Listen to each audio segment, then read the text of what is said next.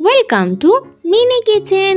আজ বানাচ্ছি veg Manchurian. প্রথমে নিয়ে নিয়েছি গ্রেট করে রাখা বাঁধাকপি, গাজর, পেঁয়াজ, আদা, লঙ্কা ও লেবুর রস। সাথে নিয়েছি ময়দা আর কর্নফ্লাওয়ার। প্রথমে একটা বাটিতে গাজর, বাঁধাকপি, পেঁয়াজ, আদা, লঙ্কা, নুন, বেকিং পাউডার, গোলমরিচ গুঁড়ো, মেথি পাতা, ময়দা ও কর্নফ্লাওয়ার দিয়ে খুব ভালোভাবে মিশিয়ে নিলাম। 5 মিনিট রেস্টে রাখার পর ভেজ মিক্সচার থেকে অল্প অল্প করে হাতের তালুতে নিয়ে গোল বলের শেপ দিয়ে নিচ্ছি। কড়াইয়ে তেল গরম করে ভেজ বলগুলোকে একে একে ফ্রাই করে নিচ্ছি। মিডিয়াম হিটে একদম গোল্ডেন ব্রাউন করে ফ্রাই হবে। গ্রেভির জন্য কড়াইয়ে তেল গরম করে কুচানো আদা, রসুন ও পেঁয়াজ দিয়ে ফ্রাই করে নিচ্ছি।